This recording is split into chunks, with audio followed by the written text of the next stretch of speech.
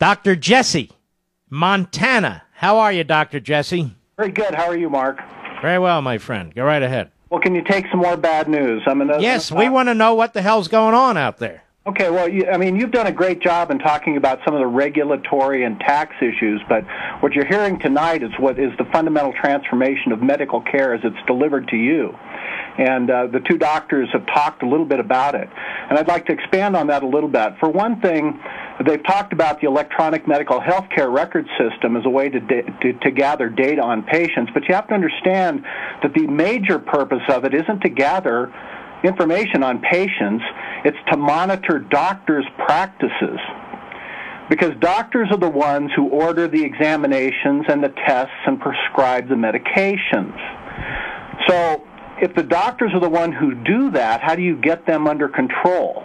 And this goes back to Obama promising people can keep their own doctor. What that means is that you have a relationship as a patient with your own doctor, I would assume. Then the doctor-patient relationship is almost sacred. Your doctor works for you. Dr. Duane just mentioned that many specialists in particular, but actually doctors of all stripes, are being driven into employment. And what that creates then is they work for somebody else at that point. They work, for example, a hospital. And at that point, that doctor and hospital aren't working for you anymore. They're working against you because all of the payment schemes that Congress and Obamacare have devised depend upon denial of care.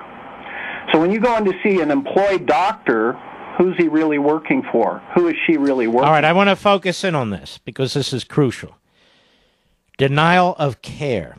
So in other words, the bureaucrats are putting out certain standards. You've got to meet certain standards, otherwise you're penalized and in some other ways punished. So in this respect, it's not so much that the patient is the priority. Complying with federal government dictates, that's the priority. Yes, and that's trickling down to insurance companies too. And what the electronic medical record system is instituting in hospitals and increasingly in private practices that are affiliated with hospitals are what we call so-called care protocols, where a central bureaucracy of a hospital will decide this is what these people will get, okay? And if you as a doctor work for that hospital and your parameters go out of line, then you start looking to be too expensive, and you're going to get a talking to. And you're going to be asked, why are you spending all this money? Well, doctor, what I see here in part are quotas, too. We can only do so many knee surgeries because we can't do this. We can only do so many hip surgeries, so many bypass surgeries. That's part of it, but how do you institute that? Well, you have to get the provider, okay, because it's a doctor that drives that. Now, if they're an independent practice, okay, and this is why your story on there's more to that story on the cancer doctors than you know. If you're an independent practice, you can make a stand against that and advocate for your patient. Because the patient's paying you either directly or through an insurance company. But if your doctor now works for a hospital, for example, or what's being called an accountable care organization, the doctor and the accountable care organization are there to make fiduciary decisions, not care decisions. So you see how you follow the money. Okay? Do you want to go see a doctor who's being paid and monitored using the electronic medical record system about how much money he or she spends in a particular month on his or her patients? Let me ask you this question. So the way out then is for some doctors to have a total non-insurance practice, right? Well, yes, but that's kind of impractical for many doctors. I'm a radiologist, for example. It would be very difficult for me to... No, but I'm talking from the patient perspective. It may, yes. From this point. So in other words, wealthier people, they're going to say, I don't need this crap. I don't want all this stuff kept on me. I'm pulling out of this system. Yeah, and we're seeing that already in so-called concierge medicine practices, which are being attacked even by organizations such as the AMA, which you should know do not represent doctors. I mean, I know. Of practice, doctors belong to. It's like the Bar Association doesn't represent lawyers either. But I want to focus in here. But I suspect one day Congress will punish anything that's outside of this quote-unquote system. Don't you think so? Well, yeah, but what's the mechanism they're going to do that through? I mean, what is really the mechanism of the death panel? You know, it's not going to, somebody from Washington are going to come out and fly out and decide what care somebody's going to get.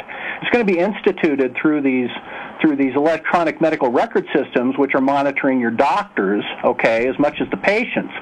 And for example, you know, your doctor may say, you know, I think you need an MRI of your back. And the electronic healthcare record will say, well, let's see, this patient's 68 and hasn't had this, or this. That option won't be available despite what your doctor thinks is best for you. So when the government, we keep hearing about, well, there's not enough doctors. That's a feature under Obamacare, not a bug, because they feel that a negative examination, for example, if a doctor says, well, I think you need an MRI, they look at population statistics, and they decide, you know, we don't think that's indicated based on looking at 10,000 people. Well, that may not apply to you, okay? Mm-hmm. But it may be very important in your case because your doctor thinks there's something wrong. He's got that, you know, spider sense going off. So a lot of this is going to be determined by statistics. This is what I feared. People are not going to be treated as human beings. There's going to be some formula for this, some formula for that coming down from on high. People are going to suffer from this, aren't they, Doctor? Oh, absolutely, and it's already starting. You have to understand, there's something like 500,000 doctors in America, and the government decided, you know, how are you going to control them? You can't. So how do you control them? There's 5,000 hospitals. Drive them into hospital employment. And when you see that article on the cancer centers, and if you read it, what you will read is there's statistics that show it's cheaper to treat people in private practice community practices. So why would the government keep paying hospitals to do it at a greater expense? It's because they want private practices to go out of business so they can drive people into hospitals, so they can drive doctors into hospitals and employment situations. And it's much easier to control 500,000 employed doctors through 5,000 hospitals. How about that? How about that? And that makes plenty of sense. That's why this private entity, where they're trying to give these patients the medicine they need and the treatment they need, they're being slashed. That's correct. And if you look at it, the government is building in, you know, the Republicans could do something or start fighting for something tomorrow that could help reverse this. And that would be, Dr. Duane alluded to this, the hospital reimburses hospitals who employ doctors a lot more, sometimes as much as 2 or 3 times more, for the same service as what a doctor in private practice would provide it for. Mm-hmm. So the incentive then goes to the hospital to want to sort of gobble up all these private practices. That's called provider-based billing. The Republicans could go out and argue that should be eliminated because it's expensive. Why should some people be paid 2 or 3 times more for their service than others? Well, the reason is because the government wants to drive doctors into employment. Now, you can be sure that the second that the critical mass of employed doctors is reached, the government is going to go to those hospitals and cut it. Mm-hmm. Let me ask you something. What town, may I ask, what town are you in Montana? Butte, Montana. Butte, Montana. Because what's fascinating is we had a doctor call from Boston. We had one call from Oklahoma City. You're in Butte, Montana. This system really is ubiquitous, isn't it? Yes, it's going on all over, and you know, I've listened to you for months. I mean, what you do best is educate, and I think that you know, educating people on this aspect of it, how is it really, you know, affecting the boots on the ground delivery of medical care, is something that's been overlooked by pretty much all the pundits. Mm-hmm. Well, Doctor, thank you very much. Your input has been very, very crucial and fascinating and depressing. Not you, but the information. Thank you, Doctor. I don't know. I'm learning an awful lot, Mr. Producer, and I don't like most of it.